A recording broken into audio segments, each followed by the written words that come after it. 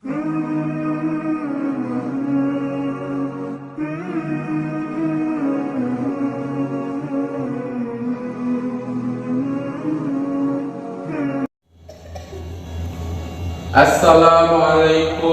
warahmatullahi wabarakatuh. Alhamdulillahi rabbil alamin. Wa bihi nasta'inu ala umri dunya waddin.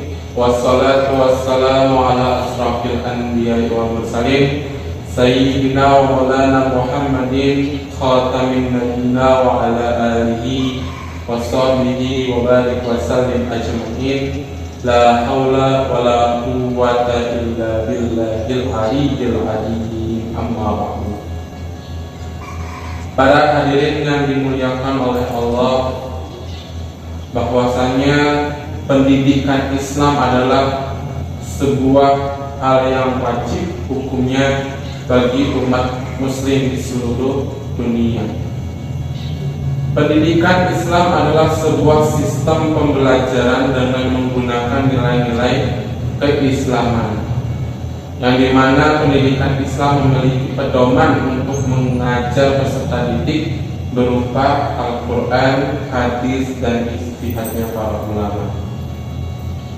Maka dari itu pendidikan Islam adalah kegiatan yang begitu wajib hukumnya, sebagaimana Rasulullah SAW bersabda, "Talabul ilmi fardhatun 'ala kulli muslim."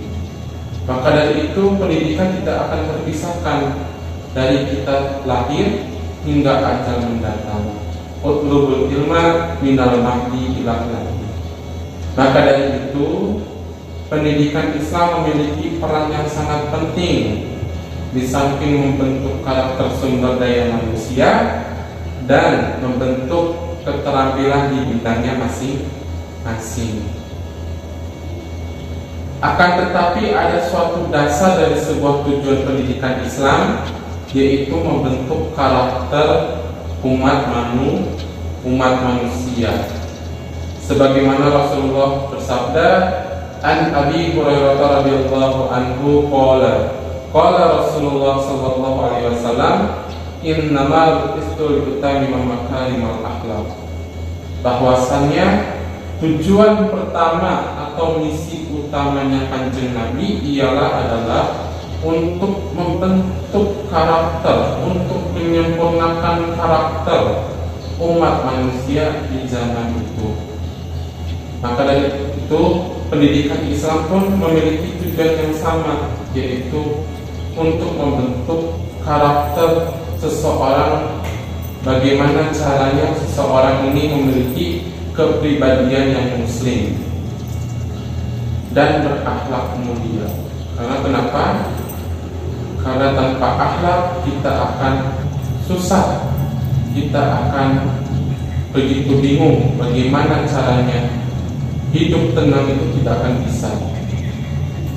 Maka dari itu akhlak sendiri pun mencakup dari sebuah etika, moral, adat, tata krama, dan sopan santun. Karena kenapa? Karena akhlak itu adalah tingkah laku atau karakter seseorang. Maka itu mencakup dari etika, adab, moral.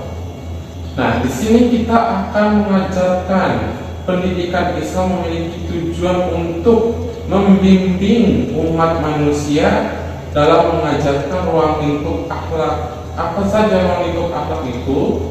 Yaitu akhlak beragama, akhlak pribadi, akhlak bermasyarakat, akhlak bernegara, dan akhlak berkeluarga. Nah, yang pertama adalah akhlak beragama.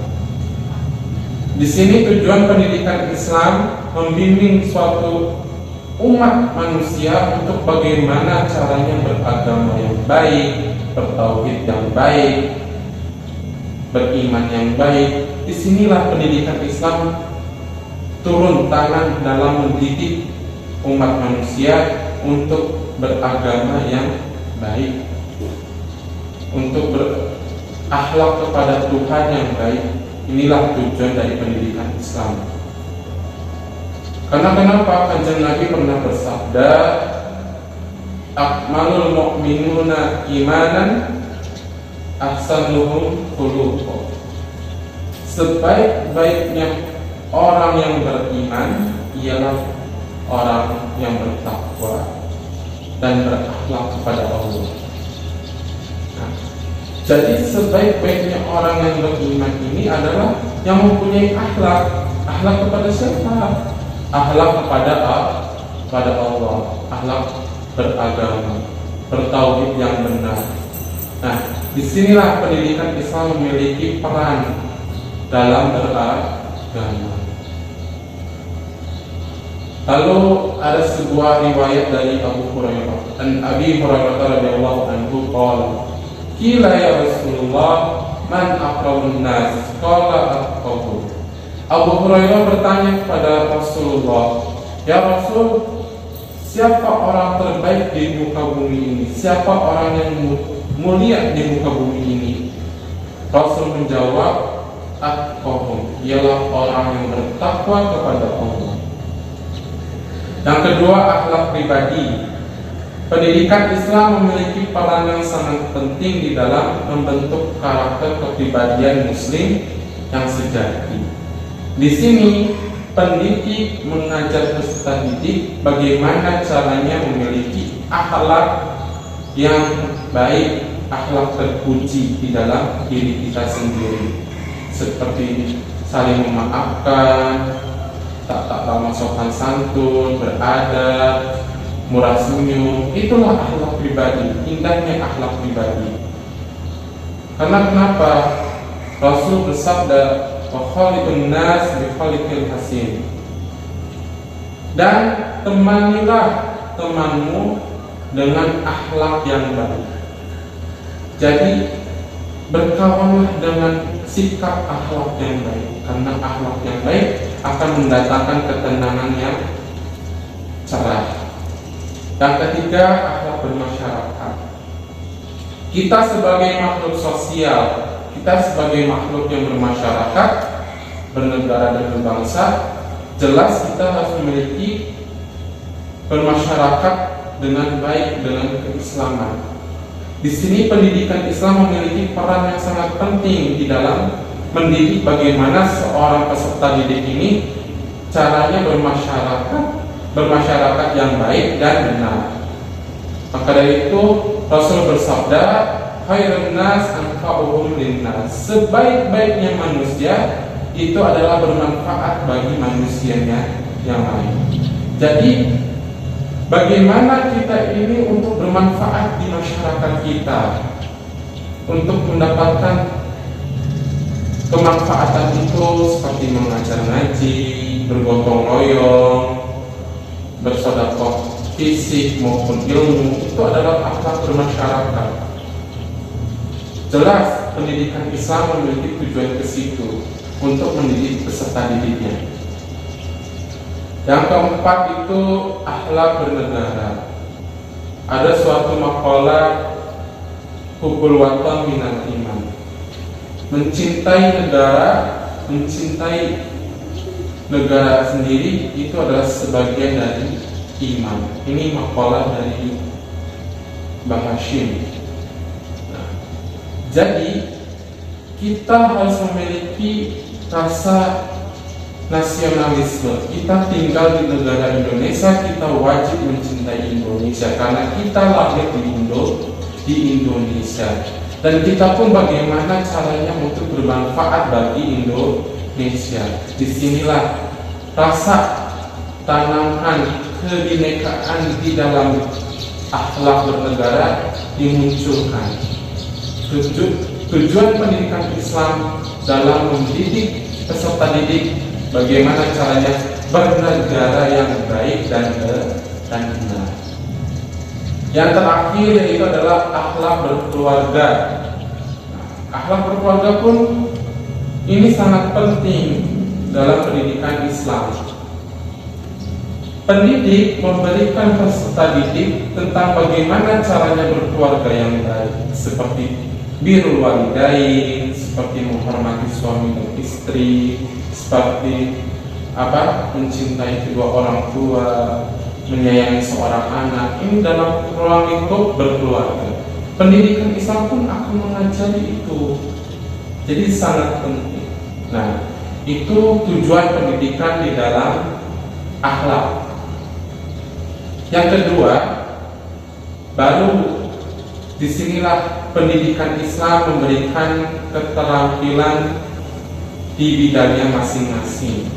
Sebagaimana Rasul bersabda, "Man arada dunya fa'alaihi bil ilmi, wa man arada akhirah fa'alaihi bil ilmi, wa man arada huma fa'alaihi bil ilmi." Barang siapa yang ingin mendapatkan kebahagiaan di dunia, maka dengan ilmu. Nah, kita lihat dari sini. Kebahagiaan di dunia maka dengan ilmu. Ilmu di sini itu mencakup luas. Ilmu agama, ilmu berakhlak dan baik, ilmu dalam sains, ilmu dalam berekonomi, berindustri, kedokteran. Jadi pokoknya dalam hal kegiatan ilmu pengetahuan kita dikembangkan. Anda mau jadi dokter, silakan, itu halal. Karena menjadi dokter juga, menjadilah dokter yang kepribadian muslim yang sejati. Anda menjadi pembisnis, itu adalah kewajiban Anda, itu hak Anda. Anda ingin menjadi pembisnis. Jadi ilmu pengetahuan pun di sini harus ditingkatkan. Karena tidak semua manusia di muka bumi ini menjadi ulama semua, tidak. Pasti ada bagiannya masing-masing, ada porsinya masing-masing. Mau itu jadi polisi, jadi ulama, jadi dokter, jadi suster, dan yang penting itu tidak memudaratkan orang lain dan tidak memudaratkan diri sendiri. Karena apa? Karena kita pun makhluk sosial, pasti saling membutuhkan. Berekonomi dengan Islam yang baik, fikih muamalahnya dikembangkan, cara mengatasi pasien yang benar dan baik di Islam bagaimana, obat dari Islam itu apa saja, seperti madu, kurma, itu pun dikembangkan di dalam pendidikan Islam. Jadi sesuai porsinya masing-masing. Nah, jadi pendidikan Islam itu adalah sebuah kehidupan yang wajib kita miliki. Karena dengan adanya pendidikan Islam, insya Allah kita akan menjadi damai, kita akan menjadi sejahtera, dan kita akan menjadi tentram dan aman. Bagaimana caranya? Untuk menempuh jalan yang begitu lurus, untuk menempuh jalan yang begitu wajarnya. Mungkin sekian dari saya. Wassalamualaikum warahmatullahi wabarakatuh.